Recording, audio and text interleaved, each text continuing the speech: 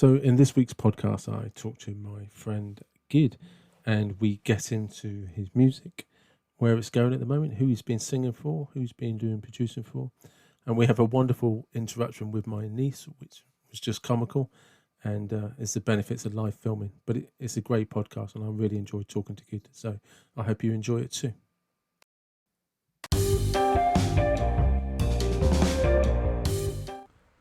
Welcome to the podcast. Nice to have you. Thanks for having me. You're very welcome. So, ladies and gentlemen, done this before. Not really sure how it's going to go. We'll see. We'll see how it goes and what happens. It's, like with all so far, free for free technical difficulties because I don't know what I'm doing. Yeah. So, but that's all good. So, for those of you, there's a potential claim of fame here for either one of us because you wrote the jingle for this. Is this where the jingle's going to play? No, the jingle. Play it now. If I was skilled up, I should have done that. Oh, here's Gids jingle, but I'm not that good. But it will play just before the beginning of the podcast start. But you are the writer of my jingle. Yes, that sounds a bit weird, but so for those just to give people some background, I know you via Kane FM, and so what exactly is it you do at Kane FM?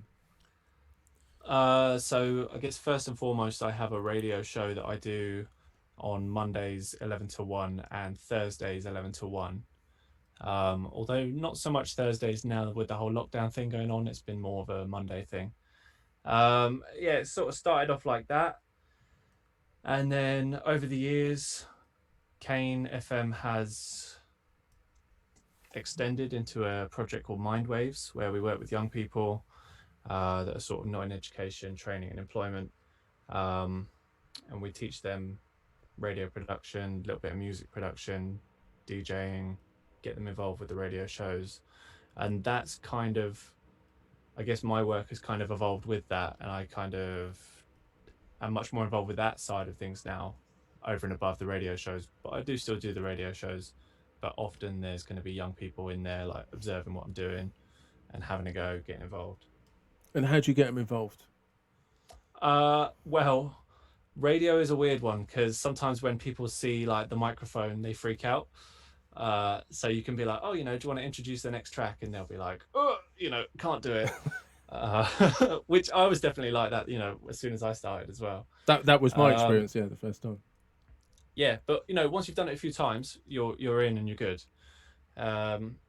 If they don't want to talk on the mic, then I'll just try and get them to, press the buttons for some of the jingles, get them loading up some of the next tunes for the mixes. And you just sort of got to play it by ear to see how capable they are and just go from there. And that's how I taught you. Yeah, like literally, because you made a very good point, because there was something that you taught me that was really valuable, is that when you see that mic for the first time, you're like, oh yeah, this will be fine, until you say, oh, go on then, speak. And you're like, oh, bugger. Suddenly you just forget all the words. Yeah. But one of the things you taught me that was probably the most useful thing about talking on the radio, which then followed through for just everything really, is everybody listening doesn't know what you're supposed to be doing. So anything you do that you think is a mistake, but to everyone else, they don't notice unless it's so blatantly obvious, and in which case you just make a joke about it and you're back in control of the situation. Yeah, I think as long as you're not, you want to try and avoid like accidentally swearing yourself. That's definitely something you can't really come back from. Which I did. It happens. Yeah. But also, like, sometimes you play songs, and because we are playing so much music all the time, you don't always have enough of a chance before the show to actually go through and like proof listen to all the music. And so you get a general idea and you think, yeah, this is going to be a good track, I'm going to play this. And then, it might be in the third verse of the song, suddenly there's F words and whatever coming out, and at this point you're like too committed to the song, and you have a very quick panic of thinking, right, do I change the song really quickly and it's going to sound rubbish, or do I just stick it out and hope that nobody notices? Yeah, so you're thinking on your feet the whole time. Yeah, but I think definitely the more you do it, you just get used to it. I think I was bricking it when I got my first show. It was kind of like a test show. This is going back now maybe about 5 or 6 years. They said, right, come in Monday morning. One of our guys will be here to like watch over you, see how you get on. And I went in and he sort of set me all up and showed me where all the buttons were. I was like, okay. And he just goes, right, yeah, now talk on the mic. And I got that freeze up thing. And I think I shouted hello like 6 or 7 times just because of the adrenaline, just to like try and push through. And I was like, hello, hello, hello. And he's looking at me like, this kid, like, what's going on? Got through and then got into the swing of it. And he just walked out and was like, I turned the mic off and he walks out and goes, okay, from now on, this is your show. Turn up next week and every week after. And literally since then, that's just what I've always done. And it's just kind of my job has just evolved into that, which is just the best way. Awesome. Yeah, but it is, isn't it? Because it's just like, all right, you can say hello. Now you've got a show. Well done. Turn up next Monday. The job's yours. I mean, and that's what you want. Although, actually, over the years of having done it, I definitely feel like there's like go-to sentences that you end up saying over and over again. And before I know it, sometimes you'll come in, you'll do a show and you'll leave and think, did I even just do that? You know, you don't even have to process the information. It just kind of, like the Kane FM number, I think I've given my number out to people. No, the full phone number line. I think in the past I've given my number out to someone and I've gone to say my number, but the Kane FM number's just fallen out of my mouth. So I don't know if they ever tried to get in touch, then they've just been texting the radio. Yeah, so if you've been trying to get hold of Gids Sedgwick, and he gave you his phone number one night, it wasn't a bullshit number. He just genuinely gave you his work number. I have a feeling they definitely would have moved on by now. You never know. You might have pulled a heartstring and really got a grip of it. You know what I mean? I think if it would have been, that would have been like, what, 3 or 4 years ago. So, well, if nothing else, they can stop thinking you're a wanker. But because the funny thing is, because I wondered if we were allowed to be rude on this or not. Oh yeah, it's an adult podcast, so I don't have any bones about that. I thought David will say something first. You could rely on that.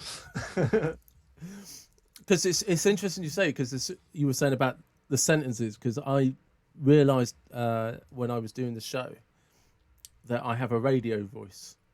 Mm-hmm. You know what I mean? Because you repeat something so much, and when I'm kind of doing that talking, there is a radio guy. There's an alter ego that's a radio man. You know, Kane FM 103.7. Do you know what I mean? Yeah. And he's just like, that guy on the spit comes out every time. When I hear your radio voice, it makes me think that you could work for like Audible. Yeah. You know, the audiobook service, you know. If you're out there listening on Kane FM 103.7, it's very softly spoken. I could fall asleep listening to that. Whereas mine goes a little bit like I'm running the waltzers on a fairground. You know, I'm like, scream if you want to go faster. it all gets a bit cheesy, you know. But actually, that is the waltzer's voice. That is the voice of the fairground. Yeah. But you are the guy that does voiceovers. I thought you were going to say you are the guy that does the waltzers. You did sound like the waltzers guy, but I happen to know that you do voiceovers. Voiceovers, you're going to have to remind me. Voiceovers. Oh, yeah, I've done quite a few of the adverts for Kane. And a while ago, I was working for an agency called Big Fish. But they never said this was the reason why they fired me, but they had a Christmas dinner and I ordered and told them what I want like 3 weeks in advance. And then I went into work one Tuesday and they were like, oh, where were you at the Christmas dinner? Apparently they had brought food out for me. I just completely forgot. I just had no idea. And so that didn't work out. But I love them all. They're very nice people. And he's still open for gigs if you've got them. Just don't invite him to the office party. Yeah. So, Yeah, I haven't done any voiceovers for a long time though.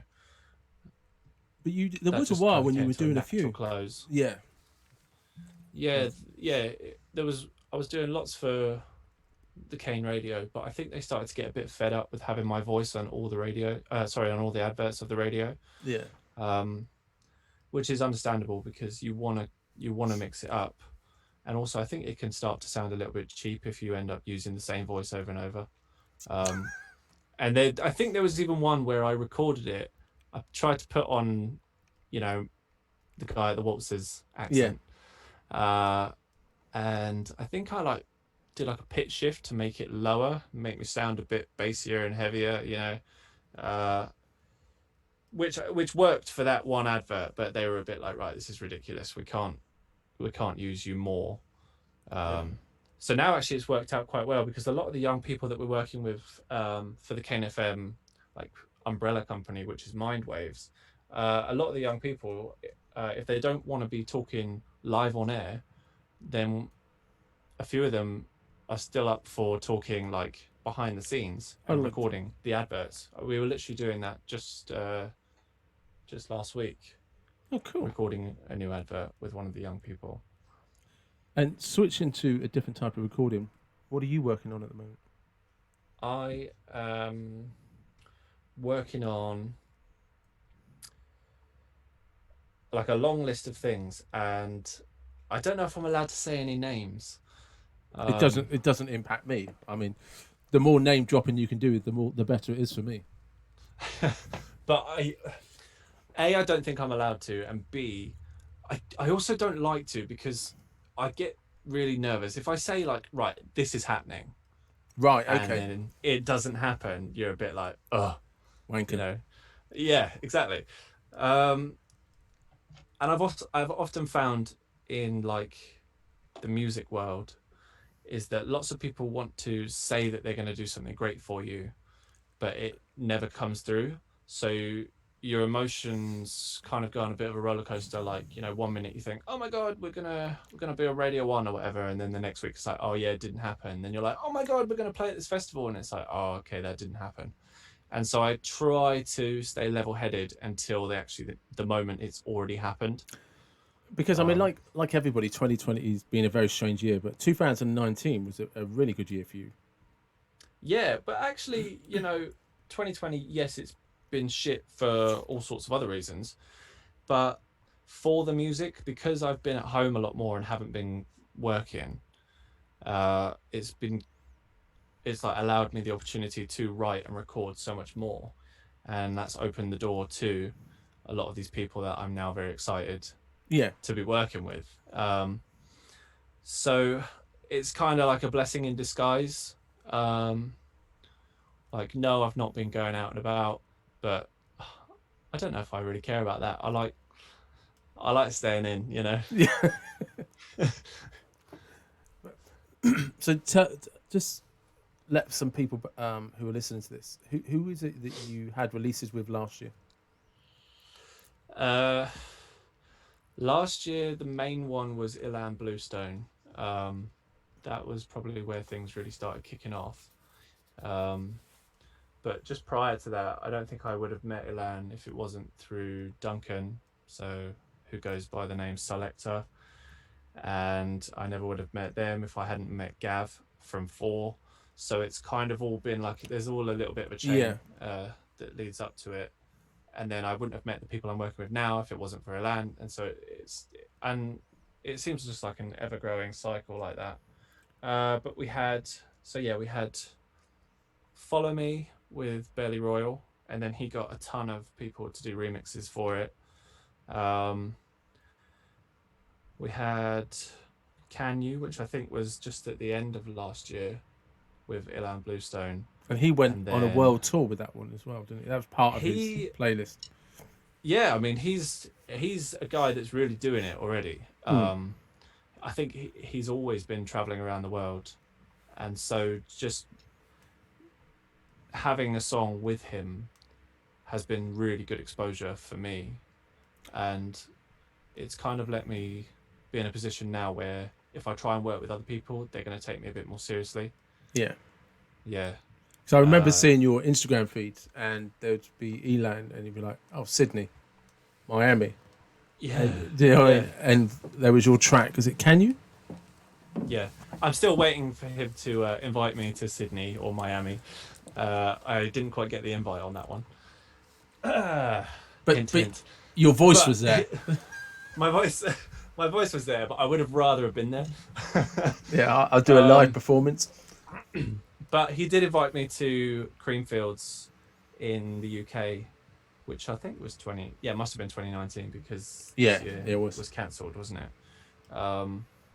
And that was just fucking awesome. Like, that was just such a fun day.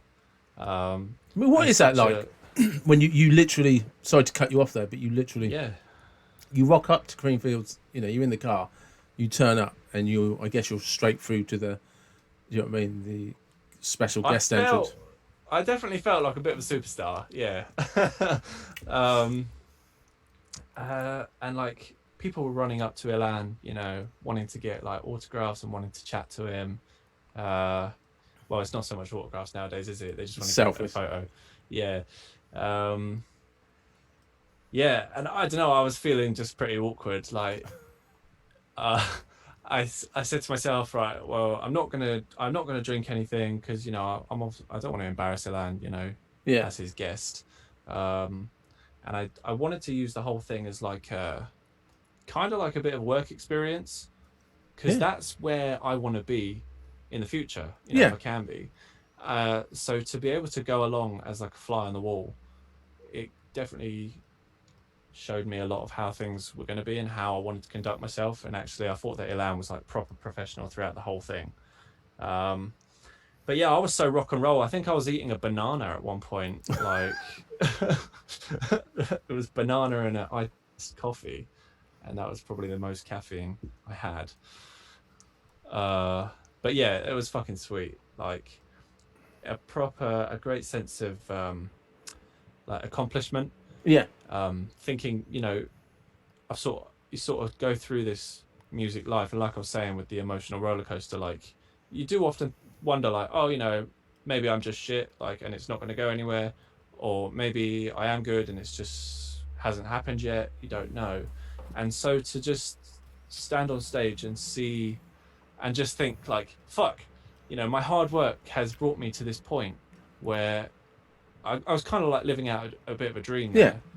And now I just feel like, fuck, let's bring on the next. And so for that reason, I hope that this whole COVID thing goes away pretty soon, because I really want the festivals and stuff to be reopening, because I'm hoping that I'm going to get invited back. I just want to, there's a point where, because I was fortunate enough to see you the Thursday before the weekend before you went, and you were buzzing. Okay. And, so you were due to go. I was buzzing, but also pretty nervous. Yeah. And I thought I didn't even have to do anything, but I was still nervous. But that's the thing, though, isn't it?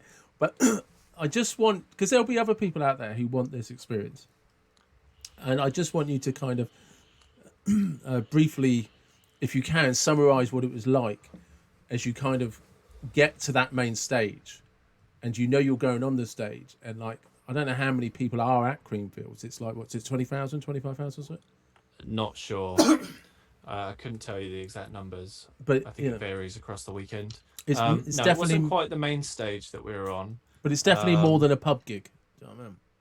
Oh, much more, yeah. It was definitely more people than I've ever stood in front of, by a long shot. So just before us, Above and Beyond were playing, and they were headlining. And it was in one of those big, like, tents, like the big festival tents. And people were spilling out the back of the tent. It was full. It was packed, shoulder to shoulder. Not COVID friendly or anything.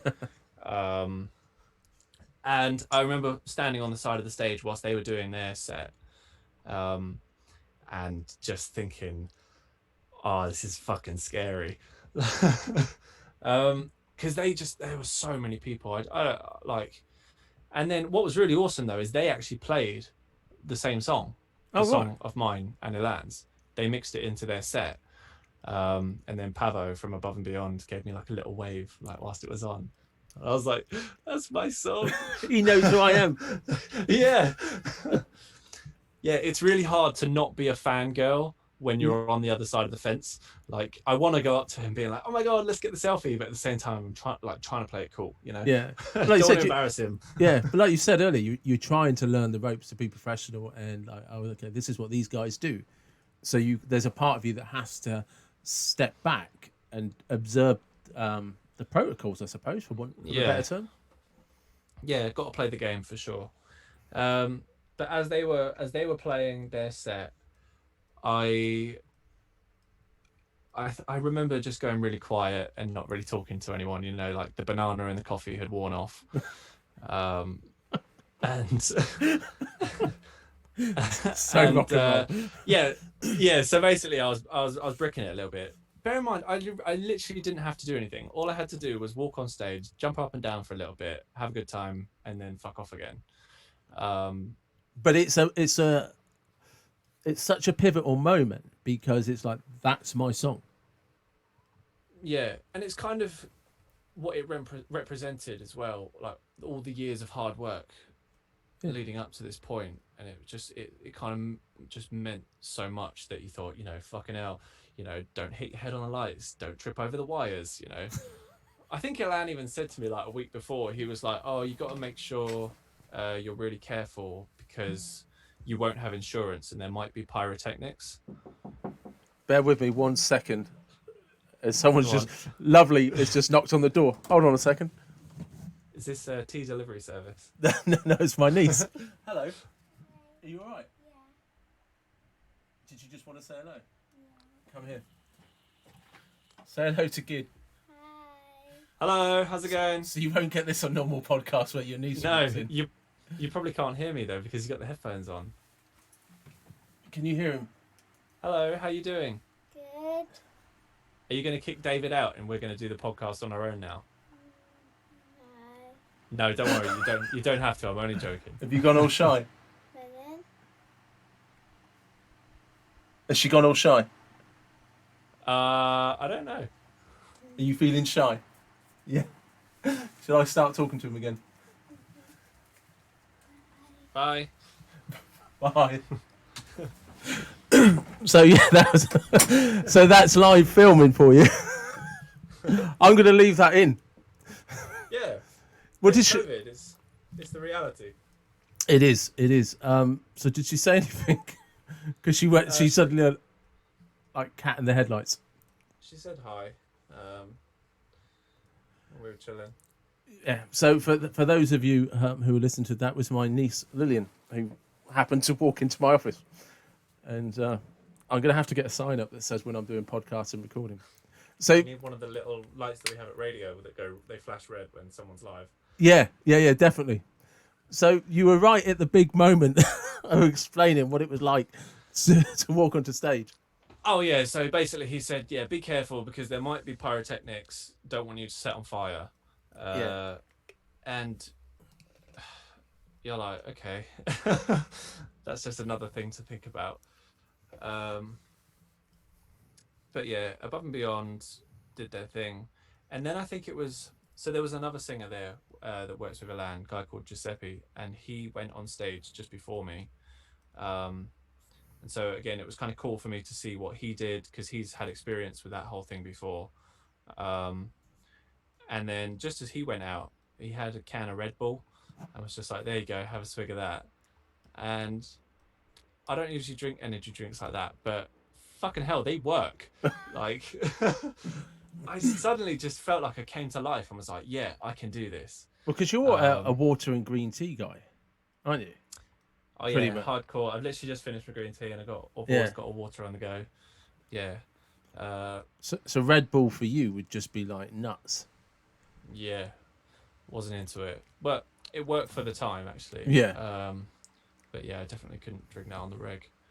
But yeah, went out,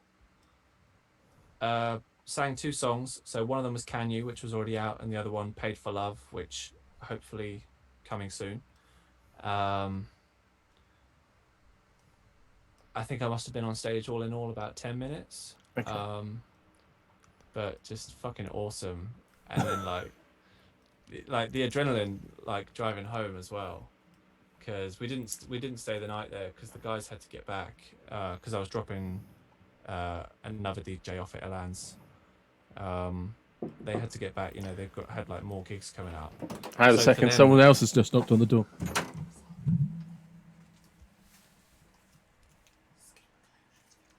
Oh, right. Love you too.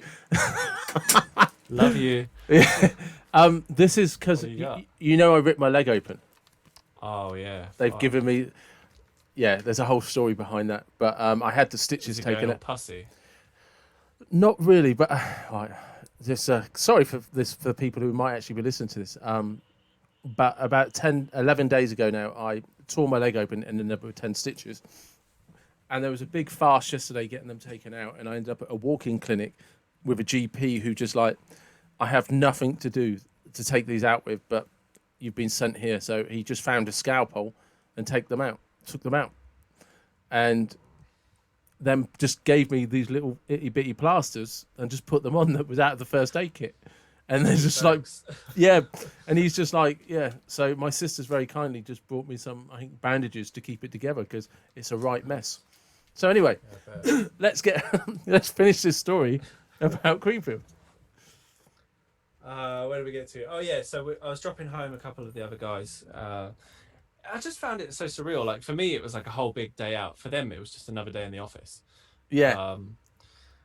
Because obviously I had to respect that because they were like, no, you know, I've got to get home and get a good night's sleep because then we're off again tomorrow.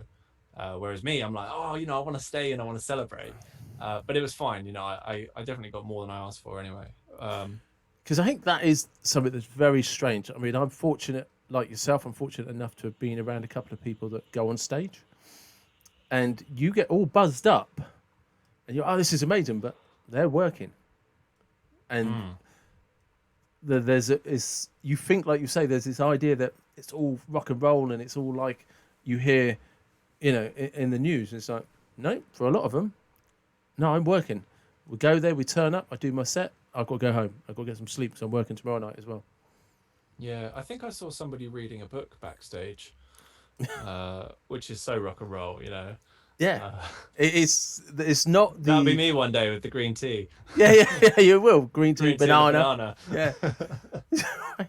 Yeah. But like you say, there's something very strange about being on that stage. And Yeah, it's fucking sweet though. I hope more of that happens. But even so, like the venues that I've not gone to, they're always sending through videos and that I can share like on social media.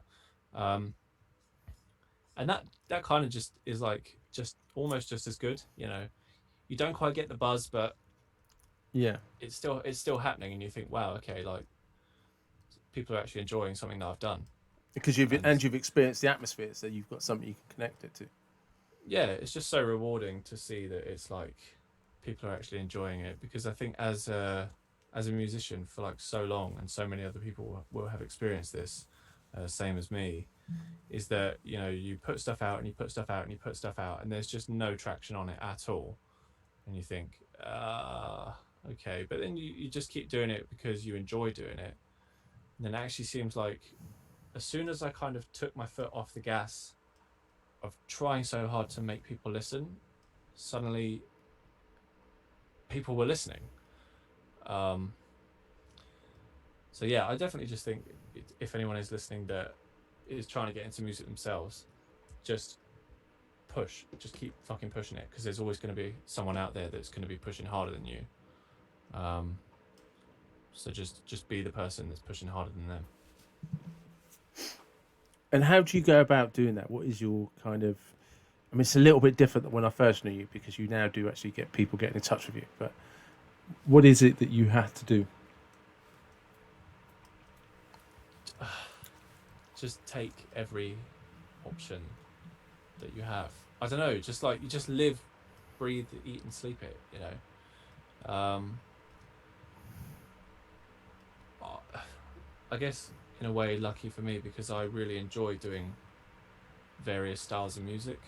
Yeah. So if somebody said, oh, you know, we want to get you on this death metal track one day, and then the next week, oh, you know, how about this drum and bass song? How about trance, whatever, pop music? For me, I'm a fan of all of it, so Yeah. I'm just happy to say yes to it. And I think that definitely opens a lot of doors, because I am a drum and bass fan, and recently I've been wanting to get more involved with that, but I got in touch with Eland last year, who is like fully trance music,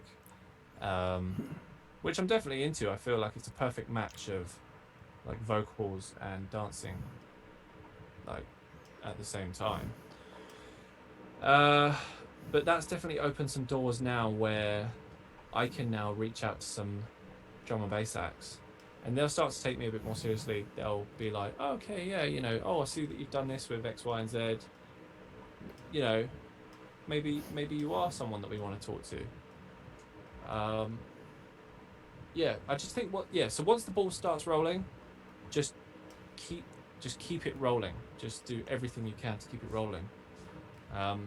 As long as you enjoy the music, I think. If you're doing something that you really fucking hate, then I wouldn't bother, because that is just going to suck the fun out of it. Yeah. Like if somebody asked me to do like rapping or something, that I wouldn't do that. Which is going to be my famous last words, isn't it? I do hope so. But yeah, I've done a little bit of rapping, like in the past, just for fun, you know, more of like a bit of a joke. Do you want to give a demo? Definitely not. I definitely much prefer the singing side of things and the writing. Yeah. So if someone was to say, oh, you know, do you want to rap? And like I genuinely really didn't, I wouldn't bother entertaining it just for the sake of it. I would probably just try and spin my own angle on it. I'd say, I don't want to rap, but it would be awesome if you rap the verses and I sing the chorus. You know, it would be a really good like collaboration. We could work together here. Jay-Z and Alicia Keys or something. Yeah, I'm Alicia. Yeah. So Jay-Z, if you're listening, Gids just waiting for that call, buddy. Yeah, hit me up. Yeah. Don't be shy, Jay-Z.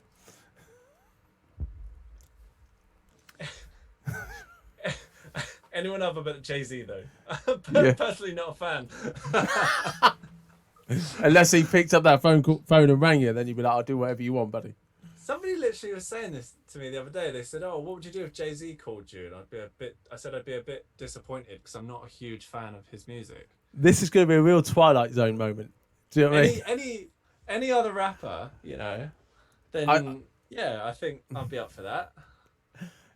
Mate, this could really backfire on you.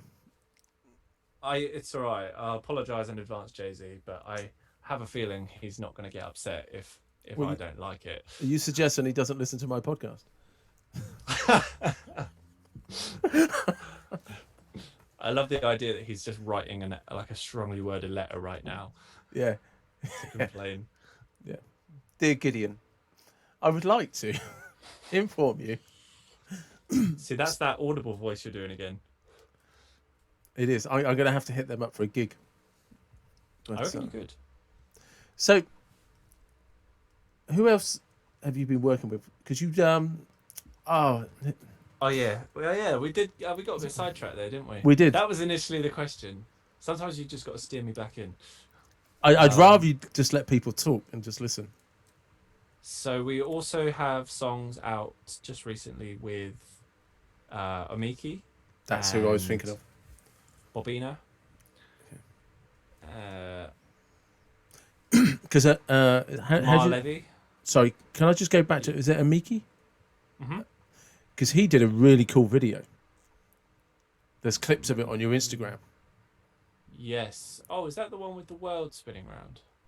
Don't know. No, he's playing and it looks like a drone is taking footage of him go around the crowd. Oh yeah. I don't know where he's playing, but it looks like one hell of a party. Yeah, it looks cool, doesn't it? It does. I mean, it'd be no good for me because I'd just be looking for a coffee machine and you'd be there with green tea. So we wouldn't be fitting in, but it did look like that's where the cool kids went. Yeah, it's the sort of place that you need to have like face paint on. Yeah. and beer. then like no one will look twice at you. But if you're walking around with a banana and green tea, they might be a bit like, Yeah, and I'd probably need to be about 25 years younger, otherwise I'd just look like someone's dad or security. You know. You know. So yeah, what was that track with Amiki? That was This Place, which was purely written through the whole lockdown thing. We got in touch a while ago before lockdown started. We'd been like back and forth with some ideas, but nothing really came to fruition. And then during lockdown, I think what played into my favor with that one a little bit is the fact that I've got the equipment at home. Because no one else was able to go out and record stuff, I could do everything from here. So yeah, it's just started contacting loads of people after that and saying, do a song with me. I can record during lockdown. And I think that genuinely interested some people because they want to, because they're not doing the live gigs anymore at the moment. Yeah. So any way that they can keep things interesting for their fans and all that, like, it's all good. Because you are literally working with people right now that you've never actually met in person, and you're just sending files to each other. Yeah. Sometimes we'll talk on Zoom like this, but yeah, quite. I think most of them I've probably never met in person. But actually, we don't really need to. You know, technology's come so far now that you can record like great stuff at home and then just mix it into the final track, and it's gonna sound like it was all produced together. But I mean, if they want to invite me out again, I'll go. Yeah. So what software do you use? What editing software are you using? Okay, right, this is where it gets a bit long-winded. So I first learned to do anything music related on Pro Tools, and that is because my dad once bought Pro Tools a few years ago because he was looking to he's always been into music, and he was looking to just, you know, learn a bit more about it.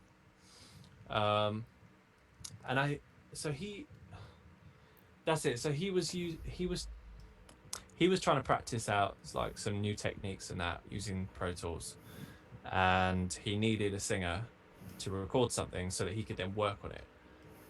I was the guinea pig. He took it away. 2 weeks later, comes back and was like, "Oh, you know, here's what I've made."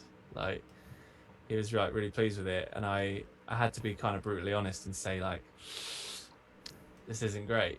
And he was like, "Okay, well, you do better." And that actually sparked my first EP, which is probably going back about 10 years ago. You know, it's purely just to like prove him wrong, prove a point. Bit of friendly competition, you know.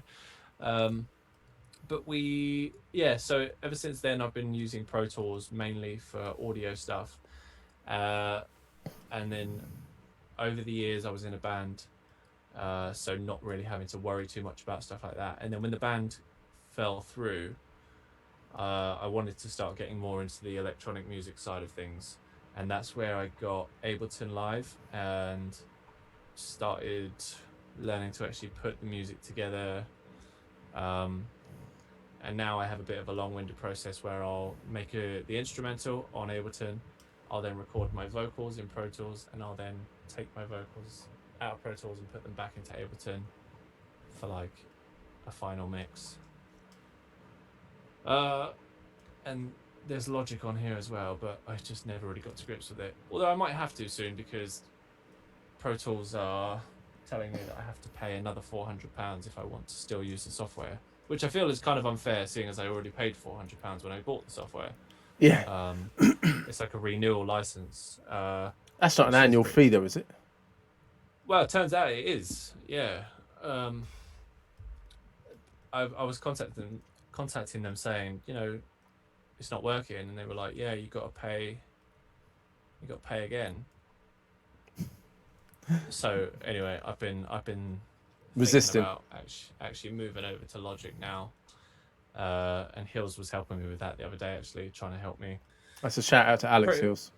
Yeah, just trying to like show me around the whole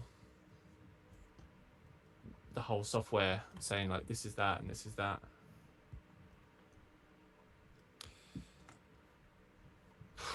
But we'll see. I kind of want Pro Tools just to come through and work, so that You don't have to make changes. Yeah, because I feel like everything works right now. I don't want to have to start relearning, but if I do, then I do. Okay. Is there an advantage or a reason for recording? I mean, can you not record your music off Ableton, your voice? You can, but just because I learned how to do Yeah. Pro Tools so long ago, I've just kind of stuck with it. And also, I had a discussion with someone once who really knows their shit. And he was saying, I was saying, I make beats on Ableton. He was like, oh, what about for your audio? And I was like, yeah, Pro Tools. And he says, oh, good, as long as you're not using Ableton for audio. Oh. And I didn't ask why, because I knew that he would have given me a very detailed and confusing explanation, saying a bunch of things that I probably wouldn't even understand. But that was enough for me. It was just like, okay, I've got a top-level professional here saying, don't record the audio in Ableton, you're better off with Pro Tools. And it just solidified my decision there and then, just like, okay, I'm sticking with Pro Tools.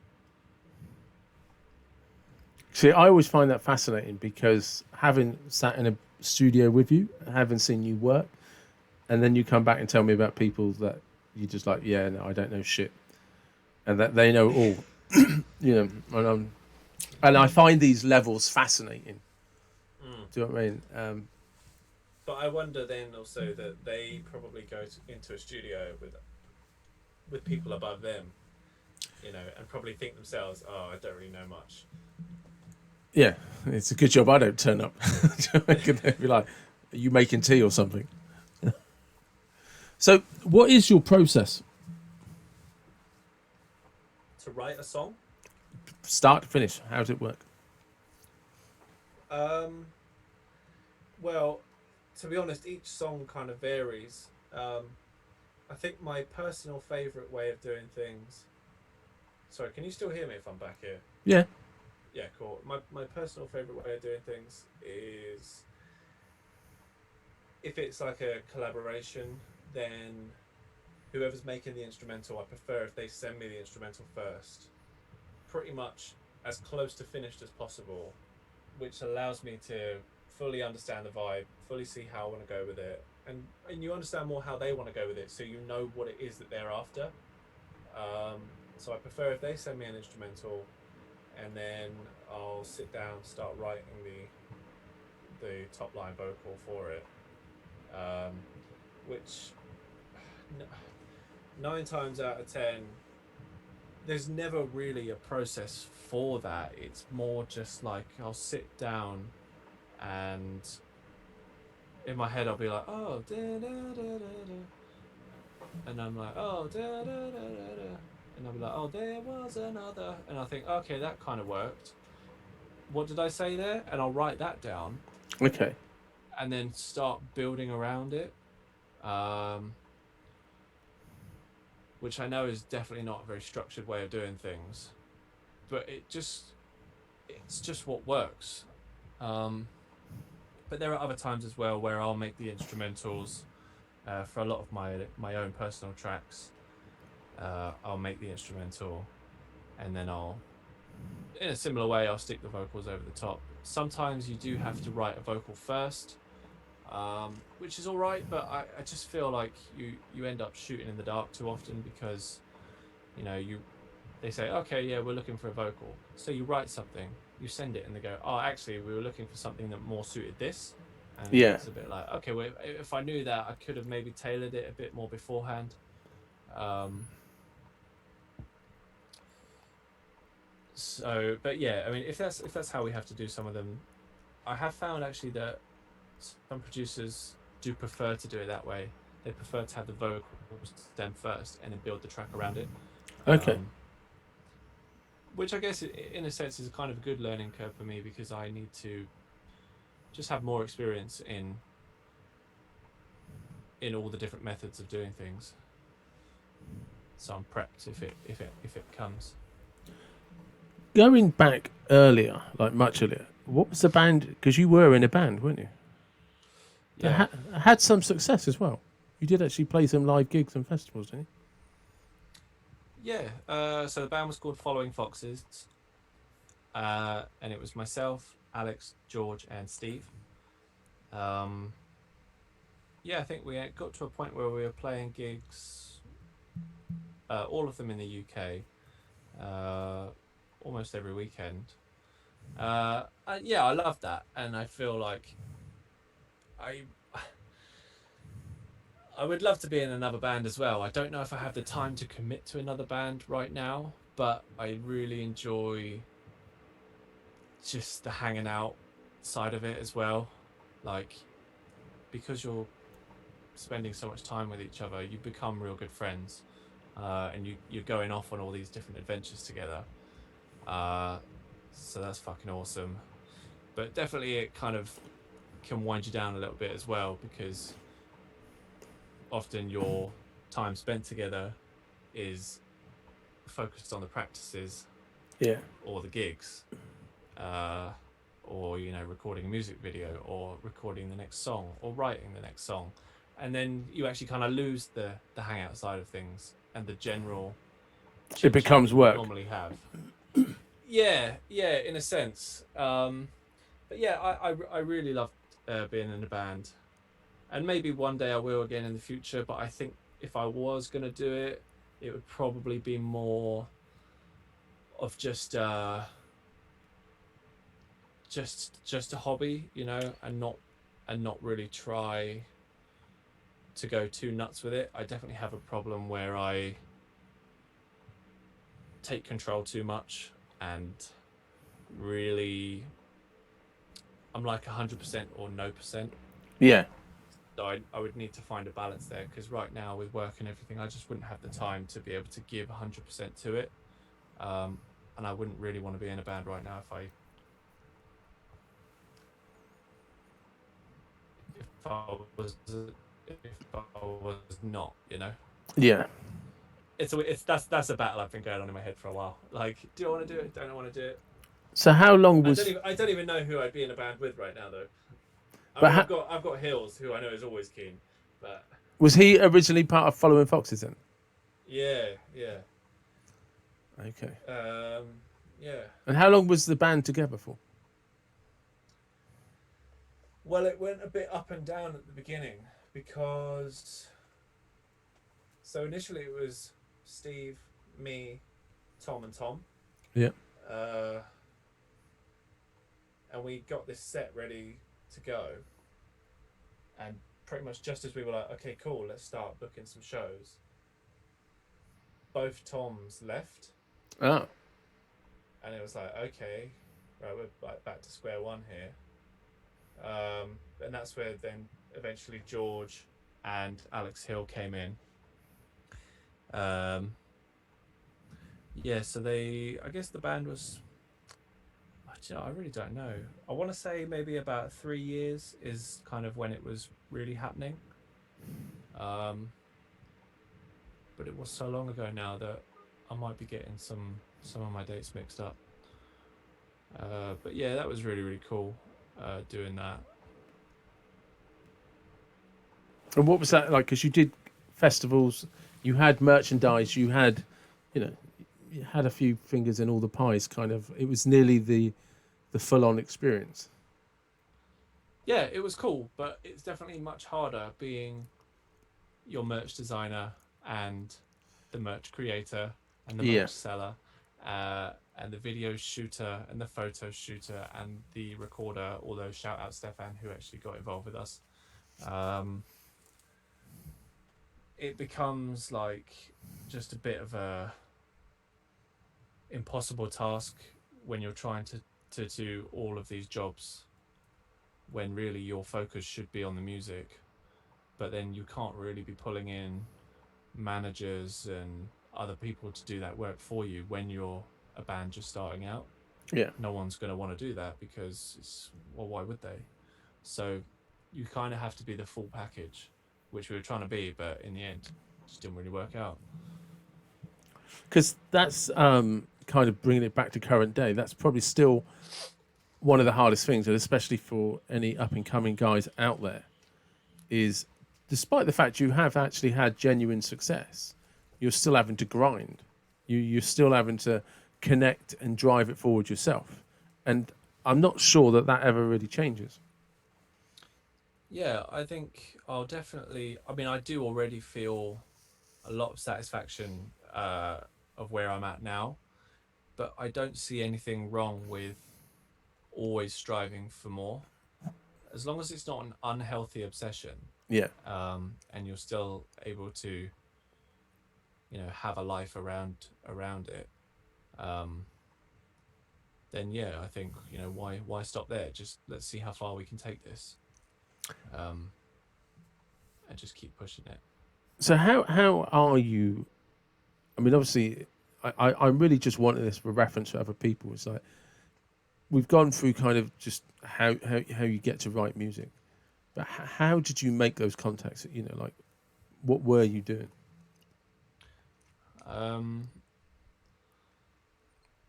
Okay. So yeah, as the band finished, there was actually someone who was working at Kane FM for a little bit, and her advice was to, like, if the band's finishing, then maybe you should look into doing some like more electronic music stuff, and then you wouldn't have to rely on other people as a band, and you could just focus and maybe get there quicker. And I thought, okay, that's a cool idea. And that kind of sparked me to get Ableton and start learning how to produce properly, which is still an uphill battle on most days. But bit by bit, it's getting there. So she said, start doing that. I then did that. Nothing really happened. And then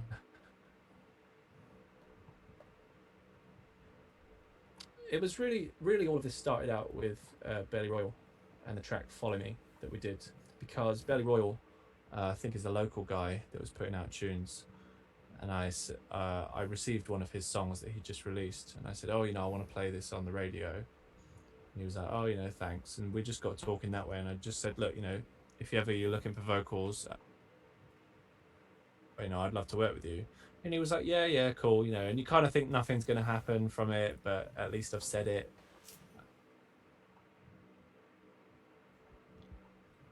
Maybe around 6 months later, he messaged me saying, like in a bit of a panic, saying, right, we've got a studio booked for tomorrow. Oh no, sorry, it was in 2 days' time. There's an instrumental ready, and our singer has just pulled out and she's taken the top line vocal with her, which she's within her right to do. And he just said to me, like, do you think you can make something like today? We revise it tomorrow and then you record it the day after.